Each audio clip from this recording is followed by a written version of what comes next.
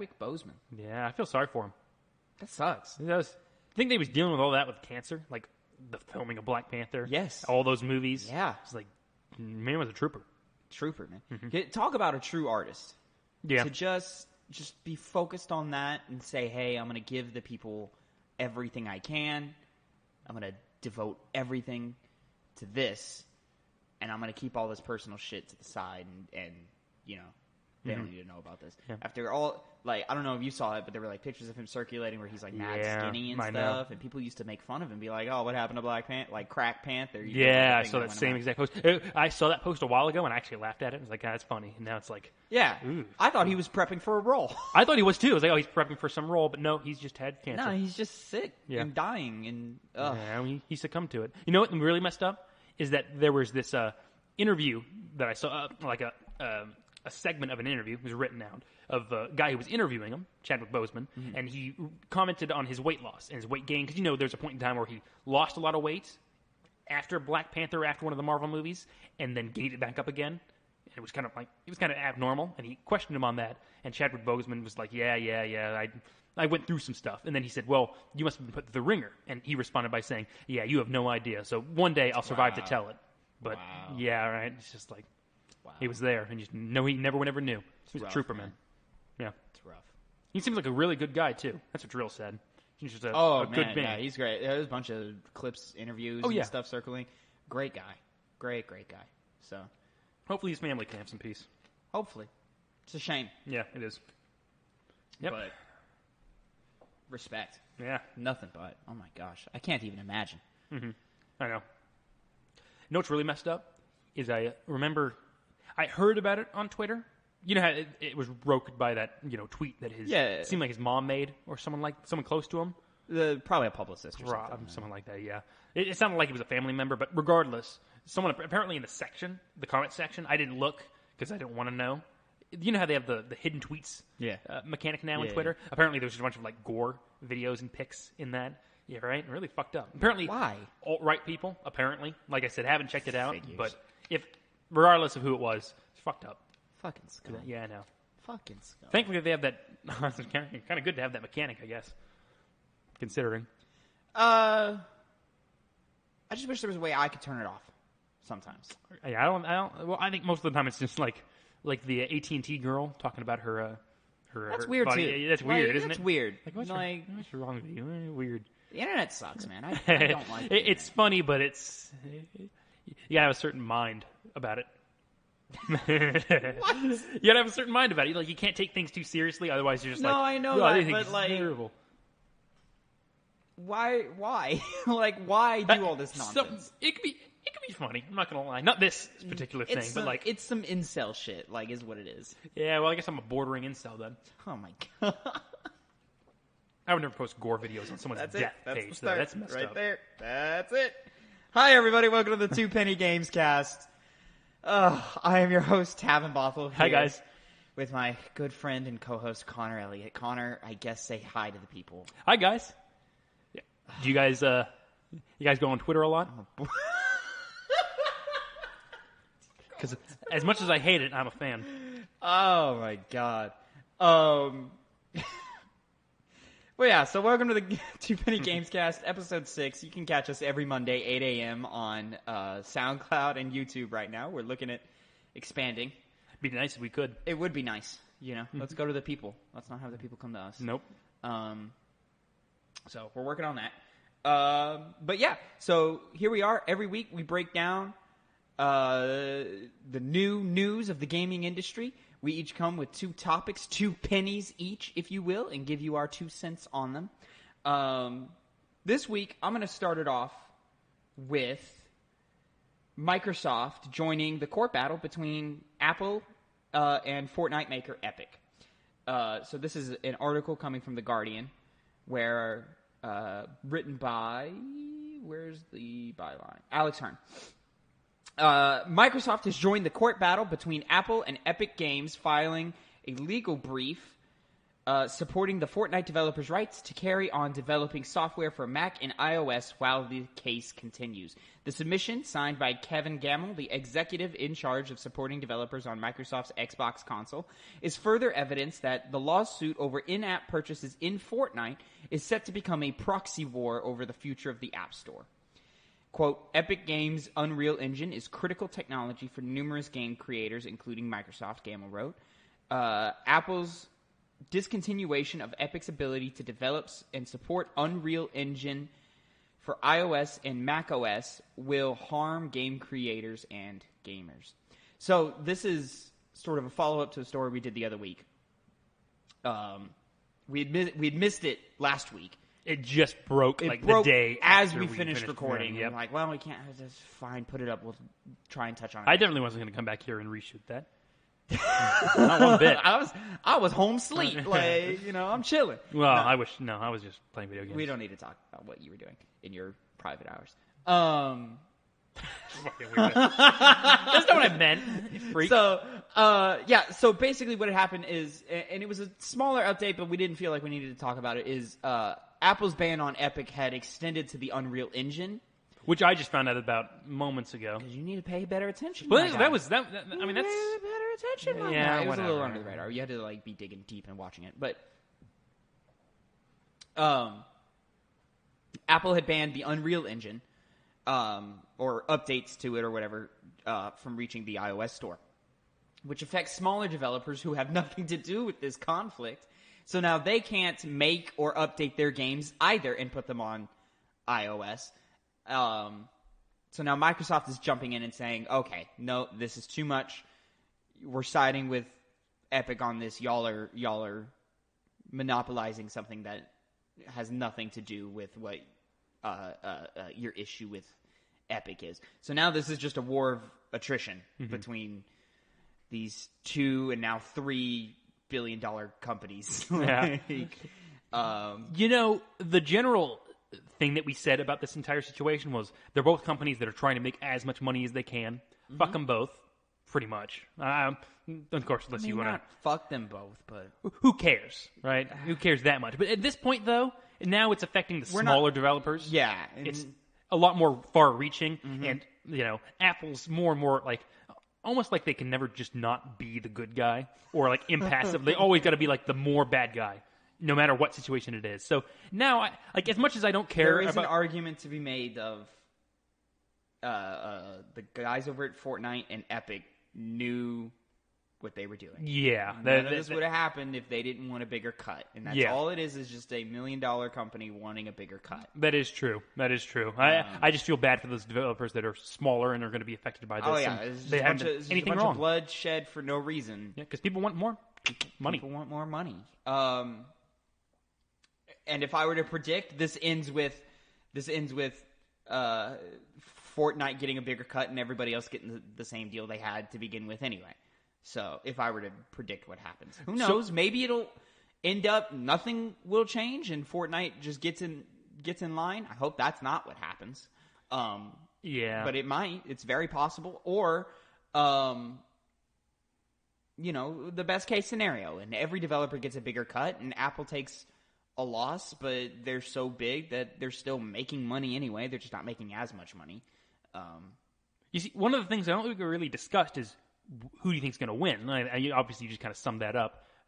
It seems like, especially with the inclusion of Microsoft joining the fight with Epic, it's more and more leaning in their favor. Because if you see more people dogpile on Apple and their practices, I could see them end up conceding ground to those companies and eventually allowing them to use their own little in-app purchase stuff in their own particular games. If I were to guess, this is going to end with Fortnite getting a bigger cut and everybody getting the normal or quote-unquote normal deal that Apple has been doing. If Epic is really about this cause of breaking down this monopoly that is Apple, I could see it going all the way to Supreme Court and maybe the government actually getting involved. I don't think that will happen because that doesn't happen anymore. But that would be pretty modern, though, right? It would be freaking awesome. But we live in an era where politicians are controlled by consumerism and capitalism, and Apple owns Apple owns more mind share in the political space than millions of voters. Yeah. So, this whole idea of the players being, coming out on top in a better situation doesn't seem to be the likely cause. The likely result of what's going to happen with this entire fight. Which is unfortunate. It is. We're in a wait and see time right now. Mm-hmm. Because, of course, things in courts take forever. Lots of lawyers, lots of statements, lots of things that I don't understand. Yeah, above my pay. I don't get paid for this, but You above my pay for head. I wish I did. Hey, one day. So yeah, I think that's about what we can all say on that. Let's go ahead and move on to penny number 2. Let's jump into one of your pennies, a smaller story. Netflix has announced a Resident Evil show. Yeah, I was surprised by that, to be honest. So this comes from Netflix's Twitter, NX on Netflix. I think I don't know which. They've got like 20 different Twitter accounts. Too many, yeah. Too many. But they say, when the Wesker kids move to New Raccoon City, the secrets they uncover might just be the end of everything. Resident Evil, a new live-action series based on Capcom's legendary survival horror franchise, is coming to Netflix. The 8x1 hour episode season will be helmed by Andrew Dabb of Supernatural. Bronwyn Hughes will direct the first 2 episodes. Hughes is from The Walking Dead, and The Journey is the destination. Ooh.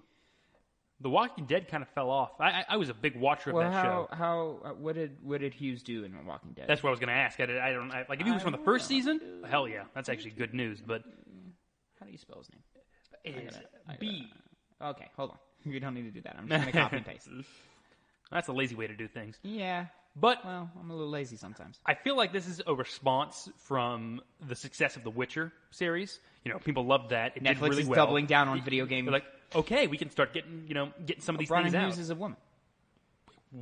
No idea. Canadian film director, born in Toronto. Oh, Canadian.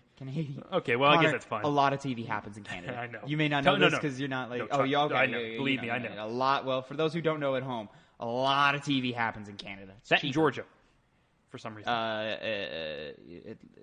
Atlanta, but yeah. Specifically. But let me see here.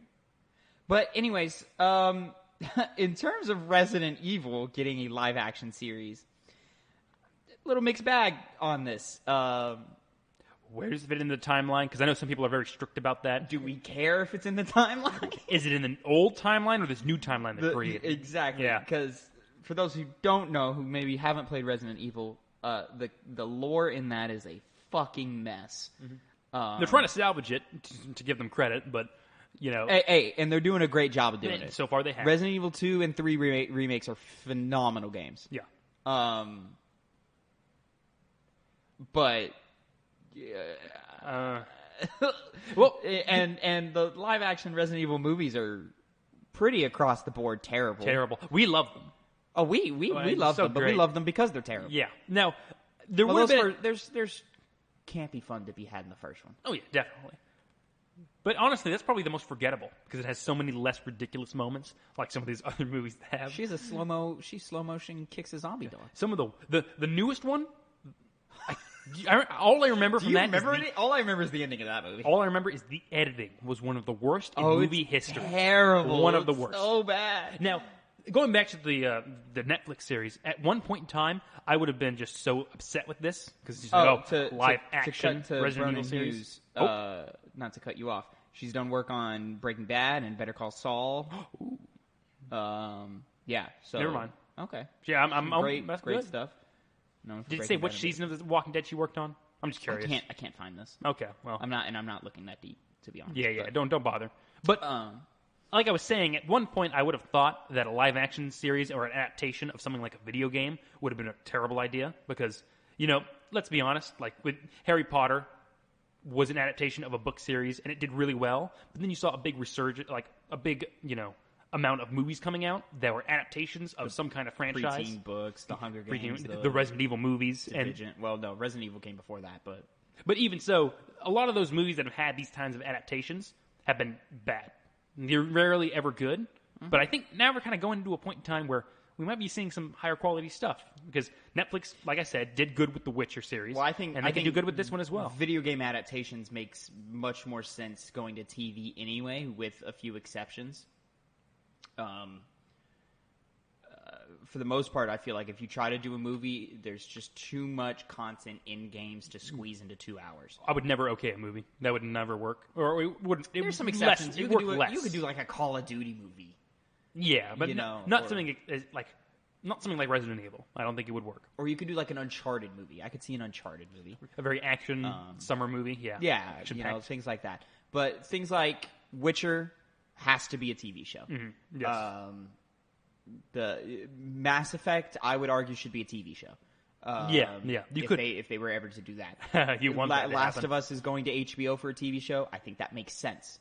You need to spend hours with these characters to see that relationship develop. That is one of the strengths of video games in general, and TV shows just can do that better than movies can. Yeah. You know, it's easier for movies to fail with the characterization of their characters and just general likability. And I'm sure there are ways to make movie adaptations.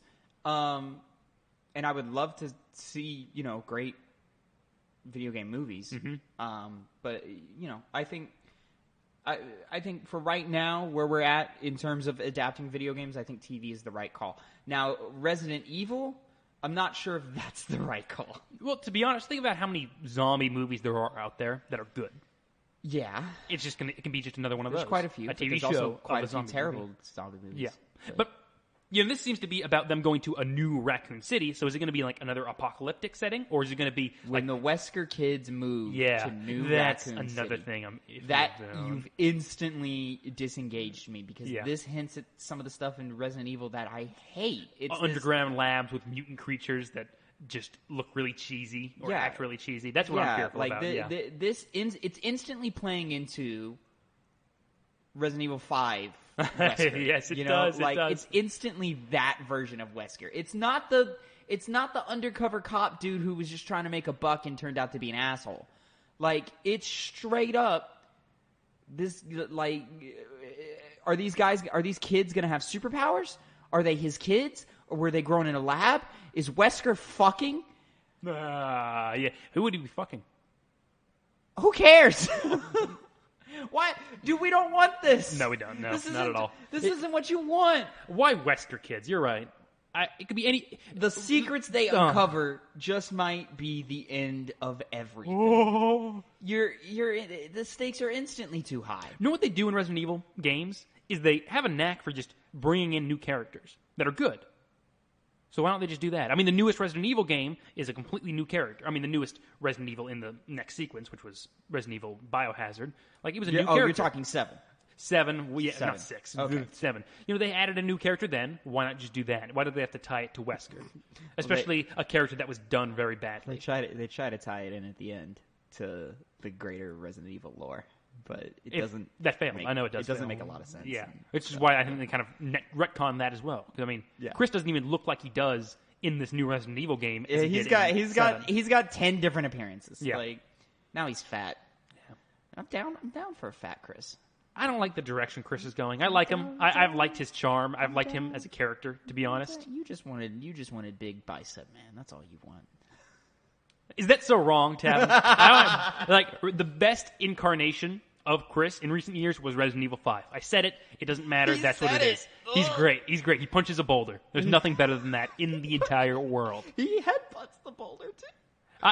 Oh, my God. I know. He's probably going to die in this new Resident Evil. I need to say that because I don't want him to, but he probably will. I'm gonna guess he won't. But, we'll find out. Resident Evil 8, whenever that comes out. Despite that, Resident Evil series, we'll see. Listen, that is not the franchise I would reach for making a live-action anything. What would you go for instead, then? If you had to choose something off the top of your head. Well, Mass Effect. That's an easy one. Okay, yeah, there you go. It's an easy one. It's all about characters. The plot makes sense. The world's good. The world is good. It's not convoluted. The world building is equivalent to that of like a Star Wars or... So bad. I said the world building, not the storytelling. Yeah, so bad. I hate you. I hate you. I want to string you up by your freaking ankles and just Tavin, name every single clone. Fives, Rex, Cody, don't play this game with me, motherfucker. I got this shit. Okay, anyway. Resident Evil, it's coming soon. Well, relatively soon. It got announced. We'll see how it is. Yeah, we'll see how it is. I'm not holding my breath for this one. I'm more interested in the Splinter Cell animated series. Oh, that is more interesting. I'm more interested in where Castlevania is going and where Witcher is going. I'm reading the Witcher books, which we're claiming Witcher is like a video game adaptation. So far, the Witcher Netflix series is just a book adaptation. As you've said, yeah. So far, I mean, I assume eventually, like maybe like season 4 or 5 or something, that they'll start bleeding into games, but. As of right now, it's more about the books than it is the games. So yeah, let's go ahead and jump into. You know what, Connor? Let's jump into your second. No. Penny. Yes. Because it's a little interesting. It could raise some interesting questions, I think. Similar to the story, to how the story played out with the Epic Games thing, where we covered it, and then the next day there was information that kind of broke again about this. Oh, you're saying this came out. This came out around the same time after we finished recording. Yeah. I just missed all this great news. Nintendo reportedly releasing upgraded Switch next year. This is from The Verge by Sam Byford. Nintendo is planning to release an upgraded version of its popular Switch game console next year, according to reports in Taiwan's Economic Daily News and Bloomberg. The new model will come out in early 2021, according to the Economic Daily News, which cited supply chain sources. This could be the first serious performance upgrade to the Switch since its release in March 2017. Bloomberg says Nintendo has, quote, looked into including more computing power and 4K high-definition graphics. Okay. Cool. The Switch could use an upgrade by now, I think. 3 years into the game, it needs an upgrade? Yeah, sure. I mean, it's not like needed, but it could benefit. I mean, it came in underpowered, but they're not. Nintendo doesn't play the power game, and it was the way you can play the Switch, which is the real glory of it. Just anywhere you want to go, play these really nice, high quality games, albeit at a little bit of a lower resolution. Yeah, it works, and it's been doing good. But I think now it's like. It's been out for 3 years, which really took me by surprise because I've only felt like it's been out for a year and a half. Went by quick, didn't it? You're right. Yeah, it did. Time moves. We're getting older, Connor. Well, I don't want to talk about that Remember now. when we were 13? And anyway. God, I miss those days. We'll be playing Halo tonight, so we'll be really living those days soon. We'll talk about that a little later. But yeah, I'm so excited for that. But like I said, been 3 years. It's time for you to do something more. The new consoles are coming out as well. Well, might as well amp it up. Let's go ahead and jump in front of comments or anything right now. Nothing's been confirmed. These are all rumors coming from supply chains. But these rumors happen all the time. We're getting a Switch Pro or whatever. They happen all the time. It's important to pay attention to some of these rumors, and then there's a lot of rumors you can just throw away. And when it becomes important to actually pay attention is when the big news cycles start throwing out these rumors as well. Your IGNs, your Verges, when What Culture Gaming is like, will there be a new whatever? Then okay, there's probably some truth to these rumors. Mm-hmm. Now, will it come out early 2021? Who knows? We live in a COVID world now, so who knows when anything is coming out anymore. Lego Star Wars got delayed to spring of next year. I'm very upset about it. As you were complaining. God, it looks good. Anyways, back on topic. I agree with you. The Switch needs an upgrade. It came in underpowered. Doom Eternal was supposed to launch on Switch. Did it not? It's not. No. It's still not out? There's no word on Doom Eternal on Switch. Yeah, see, that's an indicator. Maybe you should be amping up your game. Yeah. And if I were a bet man, that game is going to look very different on Switch. Yeah. Oh, man. Well, you may not be the biggest, Nintendo may not be the biggest focus on the power of their consoles. Mm-hmm. Maybe you need to step up your game a little bit. Well, I mean, the argument is always you don't buy a Nintendo console for third-party games. True. You buy it for Nintendo games. But if you could do better, the Wii U is proof that that's not always true. And third-party is still important. And granted, Nintendo is doing a great job with its indies this generation with the Switch. it's very clear that they're still like, okay, we need to put out something bigger to be able to, so we can put fucking Doom Eternal out. That would have given them a lot of money. That's a big gold mine they missed out on. But now, Connor, I have the question of, okay, let's say this new model exists, and it's a big boost. It now plays to the equivalent of what, launch PS4. What happens now? What is this Switch Pro? How does this Switch Pro work? Will there be games that work on Switch Pro but won't work on the launch version of the Switch? What does that look like for us? I think everything would just generally be the same, but upgraded. I feel like we'd get the same stuff. Maybe look a little bit nicer, especially in the handheld mode. I can see that being a big reason. But how does that fix Nintendo's problem of third parties not being able to scale down to their platform? Well, here's the thing, Tavin. I don't know. I have no clue. I have no clue at all. Turns out we don't have the answers. I'm not a technical man, and there is one thing that I am absolutely 110% certain on, though. I am not going to buy it. Really? Yeah. Really? $300 for another Switch that I already have, and I used to play mainly Smash Bros. I'm fine. Because, honestly, I want them to step up their game so people can play more games, more advanced games. But what I'm looking for when it comes to the Switch, you are right. They don't need to be... I didn't buy it to have this very powered machine. That's why I bought a PC recently. So... Well, you bought an underpowered PC. Well, it's a powered PC for what I want to play. So... The point is... You used it for accessibility to games you couldn't get elsewhere. Exactly. The point is, though, is that the Switch already gives me what I personally want. Sure. Other people probably want more from it.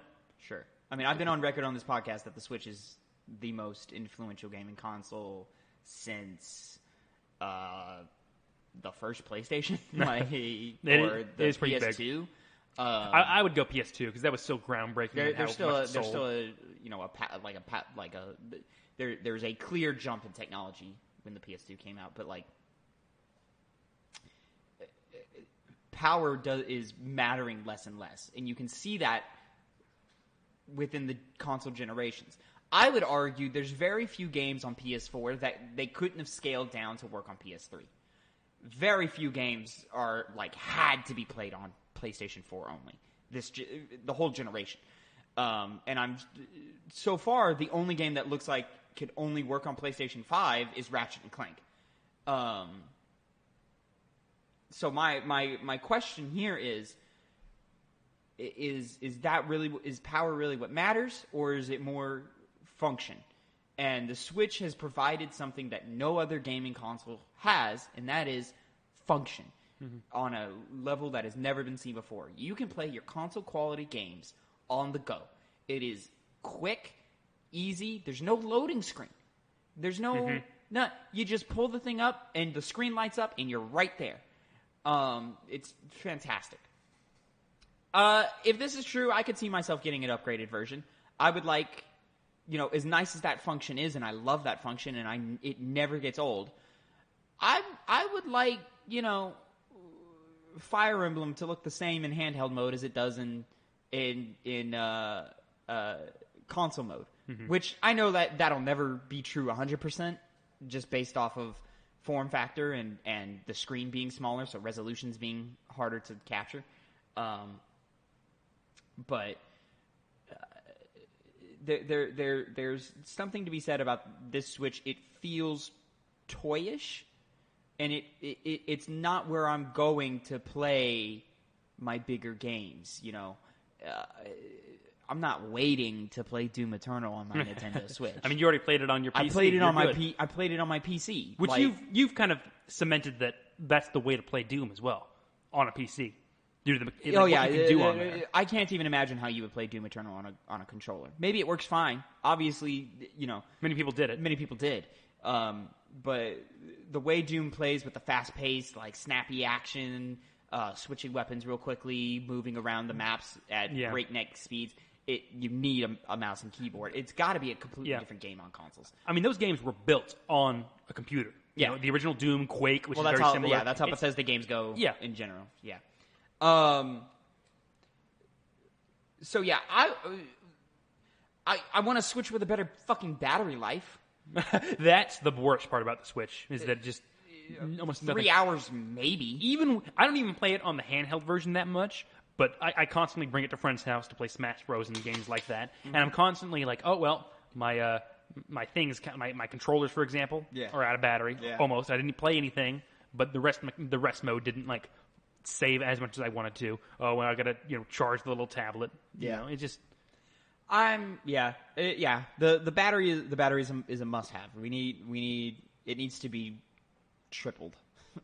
Like it's damn near pathetic where it's at. So if it comes out and I wouldn't mind a bigger screen in handheld mode. It's pretty big already.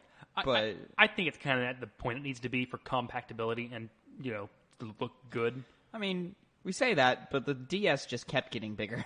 Like it did to the point to where the last version of the new 3DS was like damn near the same size in total as the Switches. I'm not talking the screens. I'm talking the whole thing. I don't know about that because I have one similar to that. It's still big. I think I had the newest one. That's not a new 3DS though. That's just a 3DS. It's the 3DS XL. That's your 3DS XL? Mm-hmm. The real one is not a 3DS. The real XL. one is a lot smaller than you might think. Holy shit! Yeah. All now, right. of course, there's been so many editions of it. I may be wrong, but I played with a guy who had. There was a lot of editions of the 3DS. I got the newest one at the time, and I never saw any new information about a new one coming out. Mine was that's also a question I have about as we continue to get new Switch platforms. Eventually, new 3DS games. There were new 3DS games that only worked on new 3DS. You could not play new DS games on your launch 3DS. Like it just didn't. It was incompatible. The reason I got that one, the one that you're borrowing and still haven't played Fire Emblem Awakening on, I'm working on it. I'm making my way up. Xenoblade Chronicles.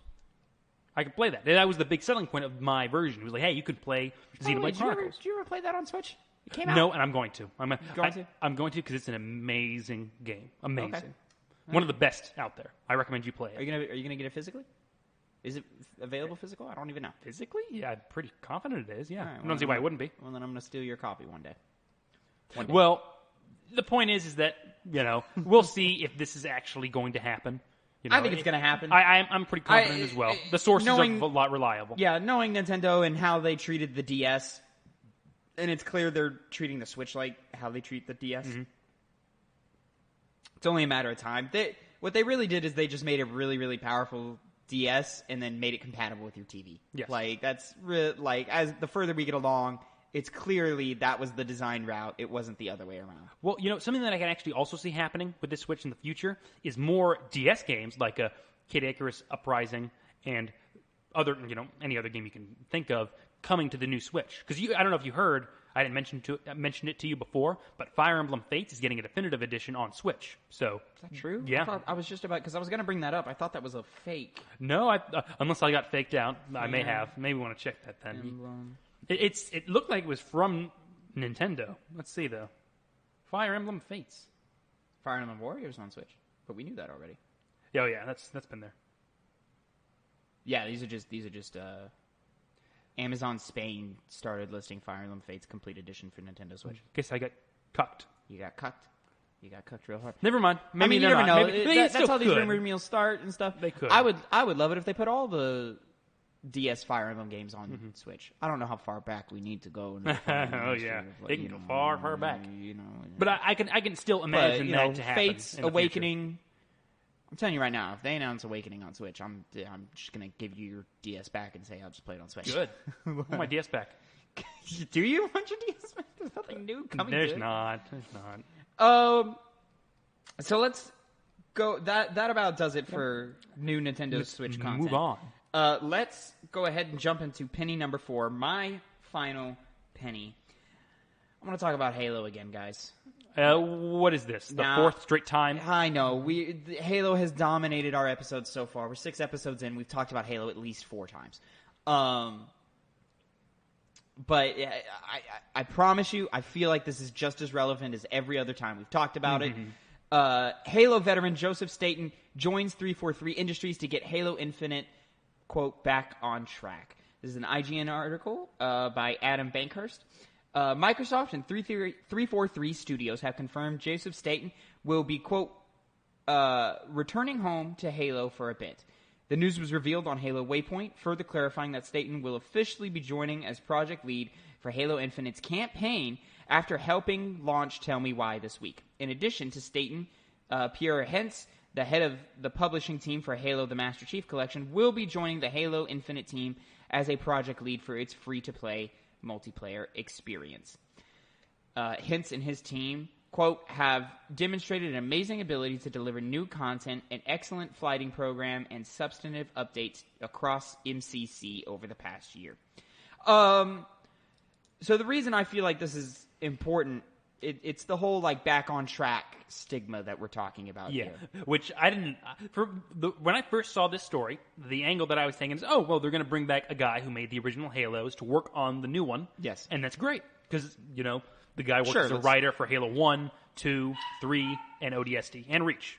So I was generally really excited about when the story broke, and I was like, well, you know, it seems like a good thing. But then recently you brought up to me that, well, they said to get the game back on track. It feels like damage control. Yeah, and remember, it just got delayed, and they said, oh, we're going to take some time to work on the game. It is not, you know, connected to the criticisms people had. Which again we'll say, a game being delayed is no sign of the quality of the game. Exactly. And no game is worse because it gets delayed. But it makes me more fearful for how bad things actually were when they're saying he's coming on. They have to. They're in like because we're both possibly, on this podcast saying the demo looked great. It did, but they may even be in so much trouble that they felt they needed to bring back the original creators of Halo to work on this game. Yeah. That might not be the best news in terms of how development is going, especially with how deep into development we are. Yeah, we were 3 months away from Halo coming out, and now it's just now we're in this ambiguous 2021. We're bringing old people back in to leadership positions. Like, what are we doing? Yes, like it's news like this that makes me actually worry about Halo Infinite and like by extension the new Xbox. They're not gonna have Halo. I mean, Xbox is dead in the water. It is right now. We talked about this when Halo Infinite got delayed, but Xbox is dead in the water for the holiday season. And they've got nothing else coming down the pipeline that we know about until, what, Obsidian's game or something? Awoken, whatever that was? That seems like it was far off. You know, and I don't know, man. Who knows how many people have been working on that game? The extremist in me is going, well, this might be, you know, the end of Xbox as a brand, as a console brand, not as like a general brand. We're always going to have Xbox. But, you know, and I'm not going to go that far right now. It's extremist and it's, you know, whatever. But yeah, this news makes me sit back and go, oh, maybe Halo is in more trouble than we thought. It's really seeming that way, isn't it? Maybe it's not as good as I want it to be. Now, granted, my excitement is not dampened. No. I'm still playing Halo Infinite day one. If anything, considering the delay and how, you know, games could usually get better being delayed, and the addition of one of the original Halo creators, it could be even better than it was before, which I hope is the end result. But maybe. It could just be so messed we're up. Deep in development for them to bring in new leadership. Yeah, but it could be so messed up. They need serious changes to happen. Maybe. So we'll see. I hope they just still don't think, well, we need to get this out for the Xbox, or we just need to get this out because we've upset people enough. Yeah. And then them screw the game up. I really hope that does not happen.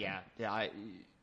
They looked like and it was more of a back to basics, like more simplified stuff. Okay. We know what made Halo great. We're fans of Halo 2. Or we're fans of Halo as well, I should say. We tried to take it in a direction. It didn't really work for the people. And to be honest, it's not working for us. So let's, you know, take a step back, take a break from making Halo games for a minute because it's been a while. And let's really focus on what makes Halo Halo. And all the beats were happening correctly from the consumer's perspective. This is the first time where I'm pausing and going, oh, maybe, where are we going? Yeah, I agree. Where are we going? Of course, I hope the best for every game. I hope every game nails everything that they intend to do. I hope millions of sales. I hope everybody loves it. Nothing but the best for Halo is what I always hope for. I hope the internet loves it. You know, This is. I know Halo 5 came out, and people didn't like it. But if it's really bad, I could see people just tear it up online. Which could really do that. It's not fair because Halo 5 still played well. Yeah, but it was still a good shooter. But it disappointed people in the story aspects. Yeah, it just wasn't. Like that. It was a really, really good shooter. It just wasn't exactly what people were looking for when they go to Halo. And I keep theorizing in my head the marketing beat for Halo Infinite of Halo 5 Guardians coming to the Master Chief Collection.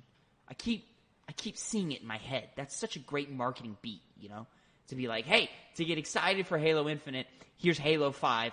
They're all together now, right before we jump into this new journey that Chief is on. And that makes you wary? Or you're excited for No, that? I would hope that happens, because it seems like a really good idea. No, yeah. I mean, might as well give it everything. Yeah, right? No reason not to. Because as of right now, the Master Chief Collection is going to stop at Halo 4. So now I'm seeing the beat, and they've been so smart with this Master Chief on PC for the last year or however long it's been on PC with Halo is now constantly in the conversation every time a new Halo drops. There's a headline. Yeah. And everybody goes, wait, Halo 3 wasn't already on PC? Yeah. To which everybody goes, man, I really like Halo 3. Let me load this up. Let me see what's up. It gives them traffic. It really does. There's some traffic there. So even if that is going to be I'm just imagining the beat of Halo 4 on Master Chief Collection. Everyone goes, it wasn't? All right. You know what? Fuck it. Let's play Halo 4. And then a month later, Halo 5. It's coming. Sure. And then everyone's like, okay, yeah, sure. Fuck, why not? Let's do it. It all comes in the same package. You don't have to keep buying it over and over again. I think, honestly, that would do Halo 5 some good publicity-wise, because Halo 5 was still a game worth playing. But buying, was it? For the full price? Would you have bought that if Yeah. you knew what you were getting into? Yeah. Oh, okay. Yeah. But it would be even better if it was a part of the Master Chief Collection. It's a good shooter. It's worth playing. Still, yeah, but... As a fan, it was disappointing, but it was a good shooter. Yeah, but I think that fan base is really who you want to appeal to when it comes to these games. So I can kind of consider that a flop, despite how much it may have sold or how well it may have played. I never played it, so I'm speaking from an outsider perspective. It did not make it reach expectations. But, there you go. Yeah, let's hope this news is not as negative as we are interpreting it to be, and let's hope that it just means that we're going to get a fucking phenomenal game, which is all I'm ever hoping for. Yeah.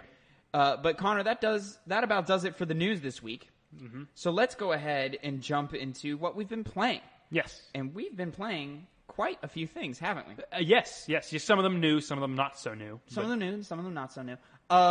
First off, though, I would like to talk about Avengers, because we did get our hands on that. Yes. Yeah, we had very preliminary impressions last week. I had played probably about an hour more than you did. Yes, you had. And was I think I said last week that my expectations were exceeded, but I was not impressed. Yes, and I had to switch over to console because the PC version, because of my PC's level, wasn't working properly. And the PC version in general was a mess. But we actually played Since then, we switched over to the PlayStation version, to my fucking dismay. God, I fucking hate it. I know you could tell. I could tell you did. Oh, the core values are being compromised, Connor. They're being compromised. You don't mean to call you out, Tavin, but I remember you saying, well, because they are not going to offer Spider-Man on PC, so much. I will not play on console, but rather PC. And now you're here. We could still go to Xbox One. We could. That's still an option, Connor. Nope. And I'd still be able to say, hey, my morals are still being... See, Tavin, that's the problem with saying your values. You always compromise them. Always. Me? No, anybody. It's always an inevitability. I don't know if that's true, Connor. It's not, but for you, apparently it is. Because you just compromised your valiant stand against the Square Enix. I need to do better. You sure we can't play on Xbox, Nope. Connor? You have an Xbox in your house. I didn't make any promises, Tavin. I am not going to be going to that. I'm paying for a subscription to play Avengers, okay. Yes. Let's get on to our impressions of it first before we say whether we're actually I'll go ahead and continue my impressions since I was further along anyway. Yeah. They're about the same as they were last week. My expectations were exceeded from what I thought the game was going to be. I'm still not impressed. I can say, however, it is still quite a bit of fun. However, a lot of the like missions and stuff felt very samey. Now that might just be because they were smaller side missions, and we didn't do a whole lot of the bigger stuff happening outside of the campaign missions that they force you through. I really, really, really enjoyed the interactions that characters were having in the story itself. However, when we came into the game world, I found the dialogue very generic and corny and kind of cringeworthy in points. But the acting in the scenes was phenomenal. Troy Baker continues to show us why he's fucking awesome. Laura Bailey's great. Laura Bailey is continually great. Still one of the best voice actresses out there. Yeah, Proves it again. I can't shake Nolan North as Iron Man. Every time I'm like, yeah, that's Nolan North. See, I don't do that, so every time he never speaks, got I hear it. Every time I'm like, he's the only one that like 100% of the time I hear Nolan North. When it comes to Troy and when it comes to Laura and even Travis Willingham as Thor a little bit, I hear it a little bit, but it fades in and out. You know, there's a scene specifically in the beta that Bruce Banner is talking with Kamala Khan about the incident and like what it means to be an Avenger and stuff. And I thought that scene was brilliant, and I thought Troy had lost himself in that moment, and he was Bruce Banner through and through. And the actress who's playing Kamala is pretty good as well. She's fun. She's got a nice, vibrant personality to her. She's got some perky, but when she gets real, I buy it. I believe it. Even though there's this whole bit where she's like, "Oh, I'm a freak because I have these powers." They're fucking cool. I would love those. What are you talking about? You have full control over them. You're a badass. What's not to like? I think it's just that beginning uncertainty because Kamala Khan is a fan of the superheroes. Yeah, she wants to be a superhero, but she's also a I think teenage she'll lose girl. that pretty quick. She's a teenage girl, right? And she's realized that now her life has changed and it can never go back. You see, I need to mention this because my thoughts on it are just the same as yours. Side missions, it's too samey. Mm-hmm. Lots of great hallways. Exceeded my expectations. I didn't have much to begin with. Yeah, but I had a lot of fun playing it. But the issue that I keep, like when I was mulling it over and thinking about what it would be like for the future of the game, the thing that's keeping me actually invested the most is seeing the characters because they were fun. Yeah. But beyond that, I don't know if I'm going to get this game, to be quite honest. You don't want to finish that story? Or you don't want to see where that story I goes? want to see where it is, but at the same time, every other thing surrounding it just doesn't interest me enough. Because a thing I thought of, because it's a games as a service. Yeah, it's your Destinies, it's your Divisions and stuff. The problem with those games is even if I enjoyed them, some of which I enjoyed kind of more, like in the case of Destiny 2. Destiny 2 is a great game. Yeah, I stopped playing it. Because Destiny 2 also doesn't have a story. That is true. Well, I mean, it has a story more than its predecessor, but my thing it's not one that you care about. If I beat Avengers, am I just going to I feel like I just drop it, and I would have spent $60 on a story when that's only a single part of the game. And I don't know if I want to fall into that trap again. Because I did that with the Division 2 and 1. I kind of just stopped playing it afterwards. Division 2 story, I couldn't even tell you what that was about. Exactly. Yeah. I did it with Destiny 1 eventually, but that was my first intro into games like that. Yeah. So I'm just not quite sure I want to put the investment into this. As much as I may want to in certain areas, other ones kind of leave me wanting. What... I understand that perspective. As of right now, where the game comes, it depends on how reviews drop. And if I were to guess, they're going to drop somewhere in the 7s right now. That's what you've been saying for a while now. Which is good enough for me to buy in. They seem to know what they're doing. Even in all the pre-beta stuff, they were saying, hey, we've got an end-game planned. Mm-hmm. Hawkeye's coming. 3 other heroes are coming in our first season pack or whatever. They've got expansions on expansions. There's that leaked data mine that I think we talked about last week of like the 15 plus random Avengers names or whatever that they've got. Now, that being said, are these all going to be paid for? Like, do you have to pay for each of them? Assume. Yeah, see, that's the other thing. It's like, are they going to be so good that I want to pay for them each time one of them comes out? Well, if you weren't such a cheap bitch and got a job and contributed to society... Oh, I am contributing to society. This would be less of a... I'm a journalism major. I am contributing to a society. A journalism major. Okay. I'm going to college. I'm going to college. But... God, you're getting that evil higher education that poisons the youth's minds and turns them against their elders. Good. I'm just kidding. Good. I'm just All kidding. Right, but even weird take. Even very, very weird take. Awkward take. Cringy take. But cringy. Yeah, it is. Anyways. Ignore that. Can you edit that part out? You No. serious? No. Oh, okay. I was like, I can, but I thought you were gonna take that as the joke it was, but you actually got serious for a second. Oh, yeah. Regardless, I You edit that joke out? don't know if I want to spend money on the game going forward, but it's fun. I'll say that. Maybe somebody will come around and be like, you know what? Fuck it. It's the only game that's coming out for a while. It's fun. I'll enjoy the story. We'll play together. Mm-hmm. Sure, I'll buy it. But that remains to be seen. Connor, now here's my question. Uh-huh. I had forgotten about a little known game, smaller game, not so much on the radar. But I found out I've forgotten it's coming out. You say super soon. If you fucking say Star Wars Fighter Squadron, I'm going to stop you right there. You read me like a book, I'm Connor. going to stop you right there. No. I'm fine. Wait, you don't want to play a flight simulator in Star Wars? No, I don't. Oh. Is it a Lord of the Rings game? Is it a Warhammer game? Who's making a Lord of the Rings game? Is it a Lord of the Rings game? Is it a Warhammer game? Okay. No, never mind. Goodbye. There was a game. We thought about talking about the Gamescom thing. There was like 3 Warhammer games announced in that shit.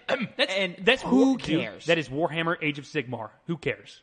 All right, it's not fantasy. It's not 40K. Don't what? Who cares? It's not. It's Age of Sigmar, and every other Warhammer product is great. Shut up. I'm impressed that you read me like a book on that one. Yeah, because I know you. You were a fan. Before this started, you was just, I'm going to watch this Star Wars Lego trailer. Oh my God, I like it. I did so nerd much. out about this. I got a little emotional. The He shot music the swelled. He shot the lightning out of his hands. It was funny. I bet it was. They do have a charm to He them. pulled the They did. It's the classic Return of the Jedi moment of I'm a Jedi like my father before me, and the Emperor looks at him and goes, "So be it, Jedi." And then if you've watched the movie, you know he then electrocutes the shit out of Luke.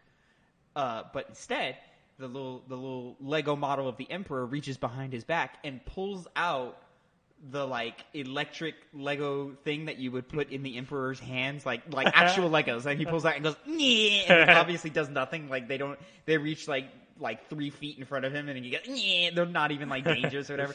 And he goes, and then throws them and actually electrocutes him. That's I'm pretty like, funny. It's a good joke. It's a good joke. Those games are pretty funny. They're funny games. I won't deny that at They're all. funny games. They're childish and they're fun. I'm excited for that fucking gun. Give it to me. Honestly, Why is it delayed? No clue why I didn't play the Lord of the Rings one. They've made Lord of the Rings. I know. I have no clue why I haven't played that. I'd play that. Well, I think at this point you have to go back to old technology. Yeah, but I would have played it at the time. Wouldn't have minded at all. Connor, what if I told you we could... Mm-hmm. Yeah. You already know where I I'm going know, with this. yeah. What if we got Lego Lord of the Rings on ye old? Because I think it's only on last gen tech. I don't think it's on PS4. What if we went and got Lord of the Rings Lego on PS3 and you and me jump in, get that platinum, another one to the list. See, now I've got you conflicted because I love Lord of the On your Rings. face. I love Lord of the Rings. Do you love Lord of the Rings? We'll think about that. We'll see after Terminator Salvation. Oh God, yeah, that came in this week. We're gonna play that. We're playing that soon at some point. Who knows when? So I feel like we got a little bit detracted from Avengers, but Avengers, which I think speaks to the game. Yeah. I will say, when the beta ended, I woke up the next day wanting to play more. Oh, really? I felt a crave. And I think that speaks to kind of the mood I'm in now after the heavier games of Last of Us and how serious Ghost of Tsushima takes itself. I'm in the mood for something more casual, and Avengers is that.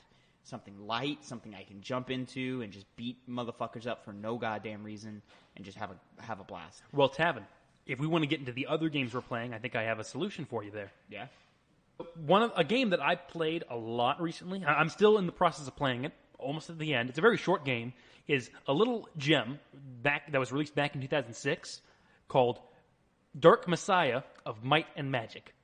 Now, hold with me for a second. So, Might and Magic is a franchise. It's a fantasy franchise. It's kind of old. It's got a pretty big cult following, but this is a deviation from what they had done in the past, and it's a single-player, first-person, role-playing action-adventure game.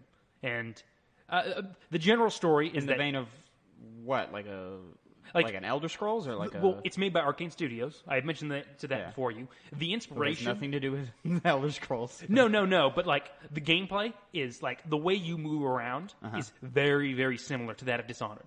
Like you see the beginnings of Dishonored in this game. At least I could. That makes sense. And you basically just go around. You can either be a stealth build, you can do archery, which is the only way you can't do the game. Magic, which is also pretty hard to do. You can do archery, which is the only way you can't do the game? Yeah, because like archery kind of sucks in the game. It's not viable enough, at least from what I played as. Sword and board, classic decision. What are you playing this on?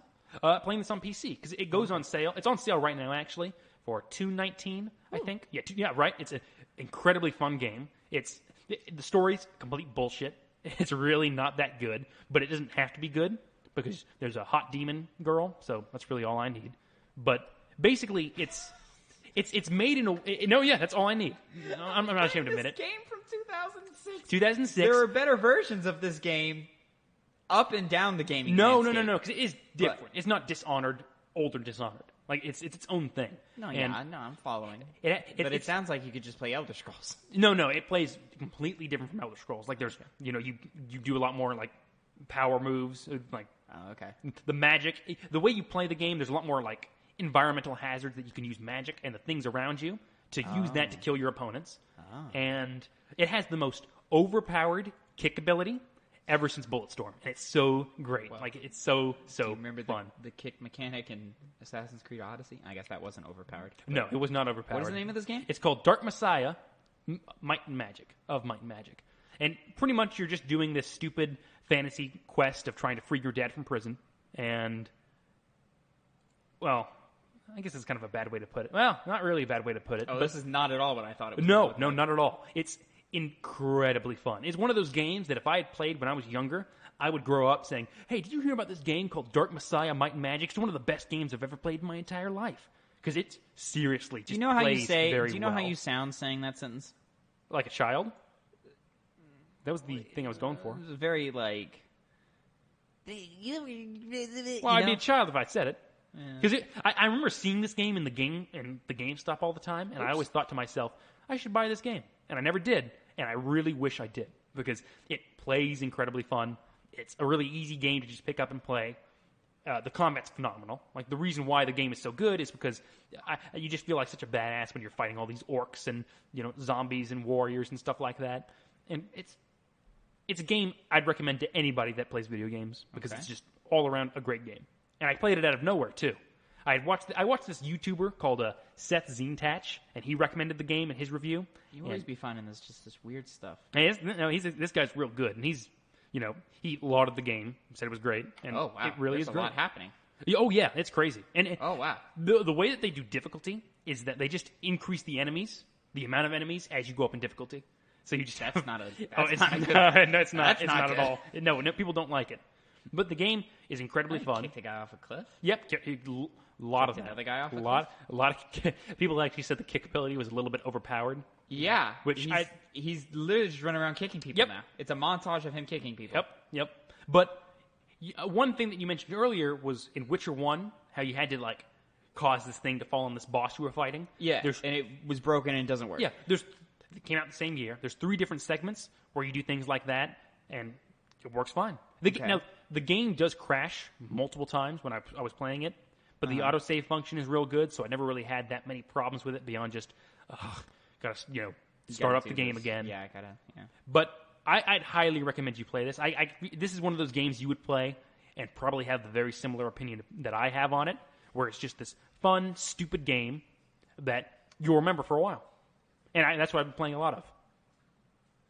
As I look at this video I've pulled up of gameplay, I agree with you that this looks like something I would have played as a kid and loved. No, you would play it now and love it. I don't know, dude. It plays very, very fun. Very fun. I mean, it looks fun, but it looks like there's a lot going on. Well, like you said, if you're looking for a game that's just a fun thing to play and not heavy, yeah, but I have fun. There you go. To play. I have fun things. Yeah, and you can have another one with Dark Messiah of Might and Magic. Like, I would rather just load up Witcher 2. No, this is better than Witcher 2. You don't know that. I don't know that, but I think it is, like, in terms of gameplay. Horror, it's a very fun game. I'd recommend anybody who has any interest of just wasting time to play it. Just like some magic and some knights and some Magic, stuff. yeah. There's some fun stuff you can do. You can get I'll really say creative. it looks better than how you were describing it. It looks better, but it it sounds, still doesn't look great. It sounds generic, but trust me, when you get your hands on it, it's very, very fun. Okay. Mm-hmm. All right. Well, I want to talk about a little game that I've been playing. Mm-hmm. It's a small little indie game. Let me find the developers for it. So I've been playing this game called No Straight Roads. NSR, they call it. NTR. NSR. Oh, NSR. I don't know, whatever you're saying. Yeah, this is a little indie game. It was like $40, but I got it like $10. $40? Yeah, I got it like $10 off. $30. Good. Yeah, I would say it's a little overpriced. Mm-hmm. Dude, I bought a third-party game, Warhammer 40K Mechanicus. Talked about it, a couple episodes ago. That was $30. So, Congratulations. Just saying. Play that game. Development. Who is this? Developer Metronomic? Metronomic is the developer. Of Any No Straight other? Roads. So this is this game was pitched to me by a friend of mine as kind of like a return to like PS2 beat 'em up type stuff, like real cartoony and fun and having a blast. There's definitely some inspiration from that era in this game. Let me give you the general bit. So you are one of two characters, and you switch back and forth between them all the time in gameplay. Mm-hmm. I think they're a brother and sister duo, or it's something. And they have like this like duo rock band, and they're bringing rock back, man. And they're taking on the man. It's very cartoony. Lots of like just running around hitting dudes. It seems kind of Boss Rush-esque. At least they threw me into a boss fight really fast, and then my friend is saying, yeah, they throw boss fights at you left and right. And it tries to be kind of rhythm based in the way it works, and where you have to listen to the music in order to judge when the enemy is going to attack you. And that's really where the game falls apart for me, because it doesn't follow that rhythm very well. I was just looking at some gameplay. I kind of take back the comment about it being overpriced. Like, maybe it doesn't play as well, but in terms of the presentation, I'll say its presentation is pretty good. Yeah. It looks good. It tries to be really funny, and I would say probably maybe half the jokes land. The other half is kind of cringy or whatever. It feels like someone in like their 50s wrote it. Like it's like an older gamer. Because like the corporation that you're up against is like, man, nobody cares about rock and roll anymore. Now it's all about EDM. Hell yes. Hell yeah. I'm like, all right, dude. Not gonna lie, Tavin, I can get behind that. Just rocking out. Yeah, except that the gameplay does not. It's not great. So they try for like this like beat 'em up thing, and they try for a gameplay difference between the two characters. One is supposed to be lighter, do the quick little combos or whatever, and the other one is supposed to be heavier. I'm not, at least early, I played for maybe an hour before I was like, I've had enough. So you haven't even played more than an hour for this game? Yeah, I don't know how much more I'm going to play, though. I mean, if you haven't beaten Ghost of Tsushima, I doubt this is going to be a game. But I've come back to Ghost of Tsushima, Connor. Oh, no, that's true. But like, if you stalled a little bit on that game, from what you're telling me, it seems like you wouldn't want to give this time. I'll probably jump back in just to justify my purchase and beat the next boss or whatever. You can just return it if you've only played an hour. For PlayStation? Ooh. Yeah, that's what I'm saying. That's what I'm saying. Well, what are... maybe. So, I mean, there's value in this game. It's very pretty. When the jokes land, they're good jokes.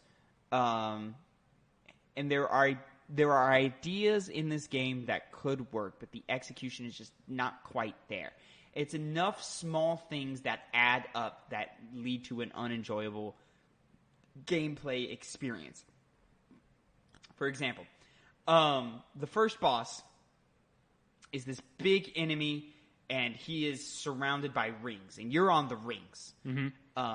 And the idea is on the rings there are planets. It's like this whole like solar system motif for this boss. So the idea is you You run up to the planets, you hit them so that you can get ammo so you can shoot him. Right. And then while you're doing this, he's attacking you.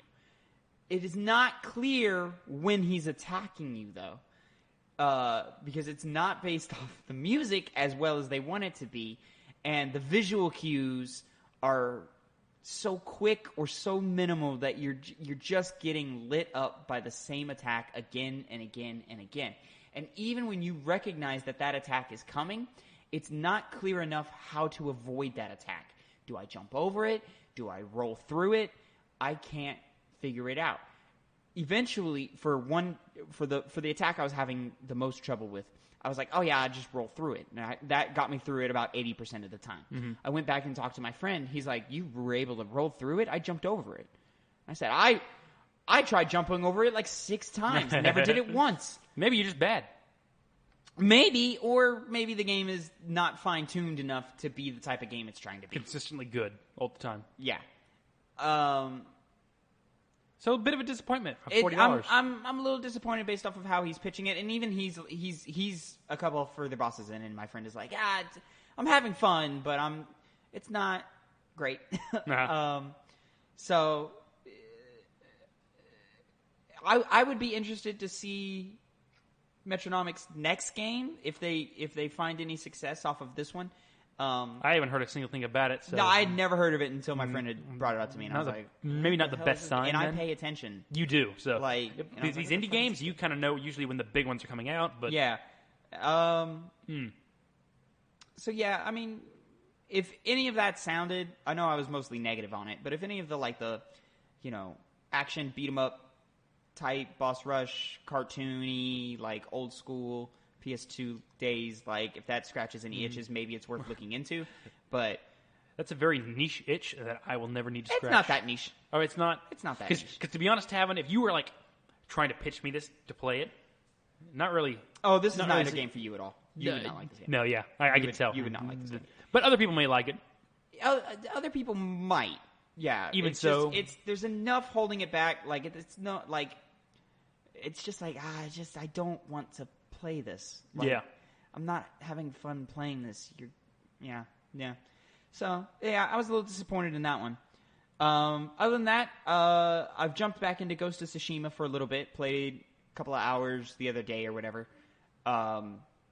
And the thing that happened was exactly what I thought was going to happen, is the button mapping for that game is so obtuse in the worst ways that there was an adjustment period in which I had to figure out how to play that game again.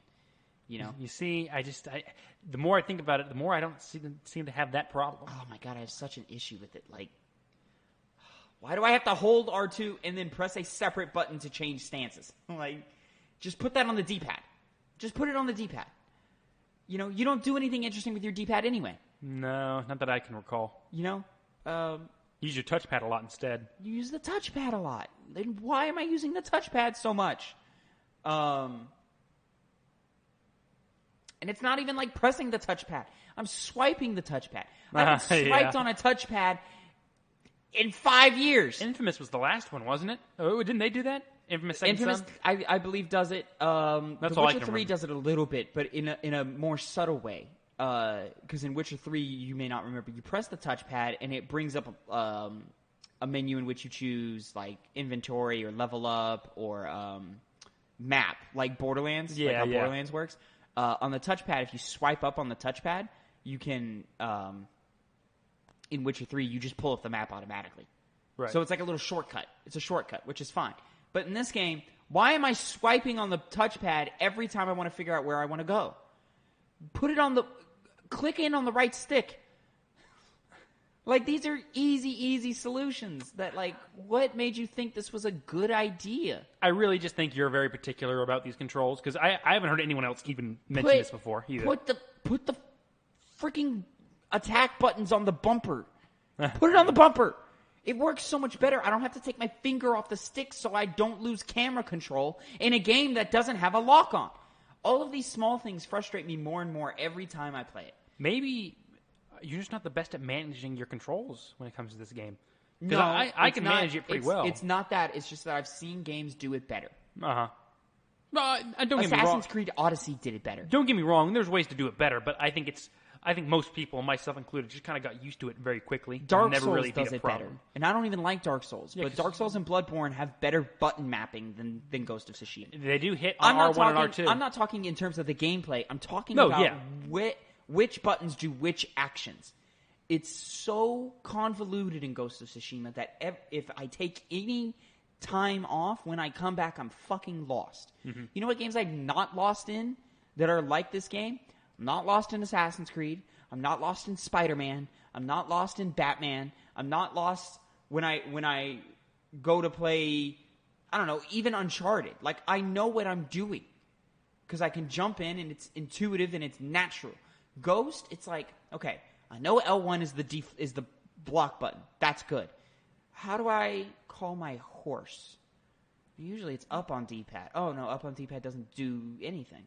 Well, what is right on D-pad? Oh, right on D-pad is photo mode. Why is it photo mode? That's true. How do I heal myself again? Is it a stick? Do I press triangle? No, it's not triangle. That's the attack button because this game was made in 2008, apparently, with its button mapping. It's down on the D-pad. That's how you do it. Like, these are the things that I'm coming across every time I load up the game is, fuck, how do I do that again? That's right, that's how. And it's not that I'm doing it every time I want to heal. Mm-hmm. It's just always the first time. Right. It's the first time. It's not natural, and usually it leads to me taking damage or getting killed. Is every time I have to do this. Or it's just frustrating to be like, all right, how do I activate the wind again? How do I do that? Do I just click on the stick? Why can't I just click on the stick? You know? Yeah. Well, I'm sorry that you still have problems with that. You haven't gotten over that. It seems like really a persisting problem. Still yeah, really I know still you think that, but still fun to play. Still, this has been a problem for you since day one. Since day one. Well, it's frustrating because there's so many other games that do this way more intuitively. So many other games. Jedi Fallen Order did this better. And Jedi Fallen Order is a mess of a game. It's a good game, but it's a mess. Definitely didn't do the climbing mechanics right in that game. God. Ghost or Fallen Order? I remember when I played it. Because both of them, the climbing mechanics suck. They are. But Fallen Order, I died so much because I would just jump and then just... Fallen Orders are better than this one. Nah. Yeah, the climbing mechanics in Ghost are really bad. I haven't killed myself in Ghost yet from climbing mechanics. I've jumped off cliffs and died. Well, that seems like a you problem. Yeah. Well, that's because I want it to be Assassin's Creed Odyssey where I could just jump off cliffs. Yeah, that's easy, isn't it? Yeah. Well, Ghost of Tsushima is totally that type of game. That it is, yeah. If I wanted to jump off a cliff, I could jump off a cliff. It's all these things that break immersion for me. Right. And it reminds me that I'm playing a video game. And I go, you could have just... If you just tweaked this just a little bit, I would have been lost in this world. And hours would have flown by and I would have picked my head up and been like, oh shit, I need to go to bed. Okay. But it's never that. See, that's how it's been for me. So I didn't know it was not like for you. For me, it's always, I'm doing something, I'm having a lot of fun, I'm in it, I'm like, oh man, this is great. Oh fuck, something can't, damn it, why did they do it this way? There's so many examples where it's been, all right, whatever, let me move on. Okay, I'm running, I'm killing. Oh, sweet, one of these showdown fights. These things are awesome. Let me do, fuck, god, shit. Why does dodge work that way? Well, now that you bring up the showdown sequence, I remember I know this is like, when you have someone watching you, you play differently. But when I saw you, every single showdown was just miss, miss, miss. Oh, no, I was talking about the big samurai fights. Ah, yeah, okay, yeah. Yeah. No, those are good. Those are intense. I love that one. I played the one where, I don't know if you've gone to the village or whatever, where they pray to like this ghost or whatever, and they ask this ghost to kill the Mongols for them or whatever, and then that ghost attacks you. Yep. Yeah, that was dope. That was pretty cool. That was a nice map area. All those dueling areas. That was good. Beautiful. The way the fireflies came in, and the flowers, and oh my gosh, yes, such a pretty game with its use of color. But yeah, I mean it's great, and you know, I want to jump in with you when they add that co-op mode, but it's looking forward to that one. Yeah, I'm heavily looking forward to that. But it's always these little things that just keep getting in the way of me full-on loving the game. I really like it. I would even say I do love it, but it's all these small things that add up to make me go, why is this game in the same conversation as games like Last of Us or even Doom Eternal? Like, I don't know. I don't know. But that's me. Connor, you been playing anything else this week? I jumped back into Vermintide 2. I mean, I played that a lot. Okay. A while ago, we talked about Darktide, the 40K. It's a Warhammer game, and it's just a game I've been picking up, trying to get better equipment. Nothing really special. Okay. Well, I guess other than that, I've jumped into Borderlands 3 with a buddy of mine, Phil. Shout out to Phil. He listens to the podcast. And, it's Borderlands. It's great. Loot, shoot, listen to terrible jokes. Terrible jokes. Borderlands 3 has the worst writing of any of the Borderlands games.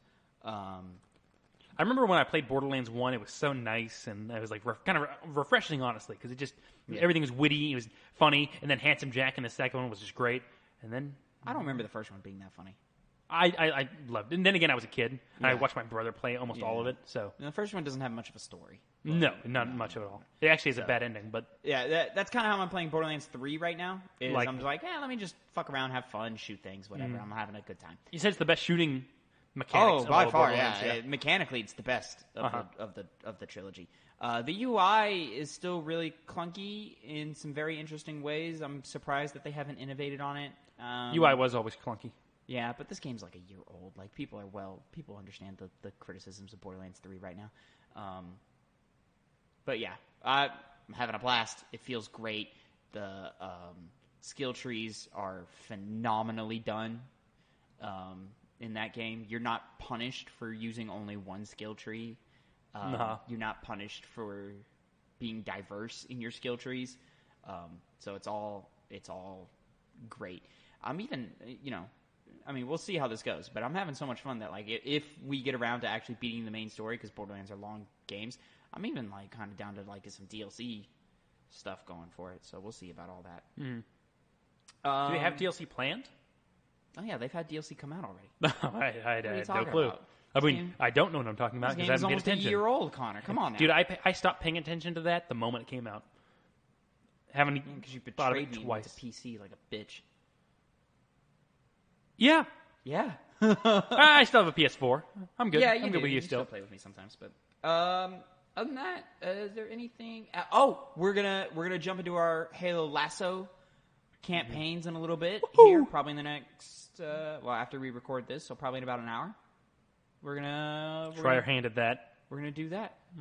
You know what? You were mentioning we're starting with Halo 3. Yes, you said that. I think Phil wants to start with Halo because we're doing it with it's you, me, and Phil. Yeah. Now, you were mentioning putting because we're doing it on Lasso and there's no reticle or HUD. Yeah. To put a tape.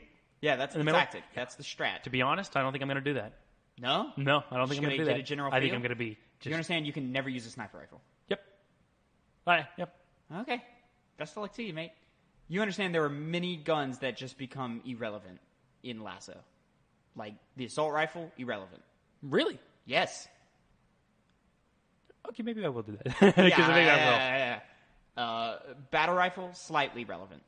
Like there's a lot of those like hit scan weapons just kind of become irrelevant in Lasso because the enemy shields are so high and your damage is so low that like recoil is going to be a pain to deal with.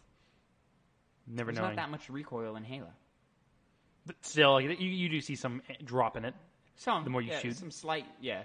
So, but I'm really excited. I've always wanted to do this. And with 3 people, it's going to be easier. Kinda. What? It's going to be easier. With 3 people? Yeah. It would be then it's 1. Well, definitely 1, but I feel like 2's the prime number for that because if you're 3 of you and one of you is going to die, reset. Yeah. Well, I don't know. I mean, I've been doing some readings. There's of course a whole subculture of people who played these games on lassos and stuff. Like I was reading some guy who was like, "Yeah, man, I just did my like upteenth lasso run of Halo, whatever he was talking about, I forget." But he was like, "Yeah, sometimes it's easier with 4, sometimes it's easier with 1, sometimes it's easier with somewhere in the middle. It just depends on where you are in the game and how it's because this is not." Halo was not built for this. Like, you're breaking the game and making it intentionally fucky. Yeah. Like, it's fun. Well, we'll see if we have fun with it. Well, the goal today is just to get past the first level. Because this could be one of those things where we just play it and just think, Well, this is terrible. I don't want to do this anymore. Nah, We'll have to wait and see. I think we'll beat it. I think it'll. I'm gonna guess it'll take us 2 hours to beat the first level. Yay! This is gonna be a slow process. I'm expecting us to do about a level a week, Mm-hmm. a level a week, and then at Seems- some point we got to get together and get this Terminator out of the way, man. Because I gotta bang this out. I gotta get this. That'll be easy. I gotta get these plat. That'll be easy. Yeah, but it just takes time. It takes time, Con. Play it on the hardest difficulty. If we weren't doing Halo, I'd be willing to play it after Well, this. yeah, of course, but we're gonna go do Halo, and Yeah. I'd rather do Halo than So would Terminator I. Salvation. I have other things to do in my life. That's not playing So- Terminator Salvation. Yeah, in my we free need to time. talk in private and figure out how we're gonna get this Terminator Salvation out of the way. Other than that, though, have you been playing anything else? I haven't. I think that's about it for me. Mm-hmm. I think that's about it. Me as well. Progress in my Persona 5 playthrough, but Yeah. nobody wants to hear about that. No one. I don't. No, I don't. No, that's about it. So we're going to call it there. About an hour 20. This has been your 6th episode of the Two Penny Gamescast. I've been your host, Tavin Bothell, here with my good friend and co-host, Connor Elliott. Say goodbye to the people, Connor. You make me sound like a dog. Say goodbye to the people, Connor. Say hello to the people. Hi, bye, guys. I'll see you next week. Yeah. So you can catch us every Monday at 8 a.m. currently on YouTube and SoundCloud. We're working on advancing, so we'll keep you updated on that. But until then... The 4th update. No, the 3rd. Oh, 3rd, my bad. Yeah. Well, this is the 2nd time. The next time we update you will be the 3rd time. Ah, never Yeah. mind. You got to keep track of these things, Connor. My It's bad. important. Sorry, sir. But, guys, until next week, I don't know, man. Keep counting your changes. See ya. We need a Oh, gimmick outro. a In gimmick? the- No, in we the no, motif we're not. of our- We are not falling into gimmicks. Well, we I can't say refuse. we can't. No, like just like a little like Howdy do. Like, what do you? What are you talking about? Like a saying? like a keep counting change or something. Like No. something in the motif of 2 pennies. No, you just end it by. Digging them cushions We end it by talking about how we should end it, like we're doing right now. every time Every time. we debate. Yeah. Or we should just peter off. Very meta. Very meta. Well, we're Just all peter human. off, just have it fade out Yeah, as we yeah. go. So and I get doing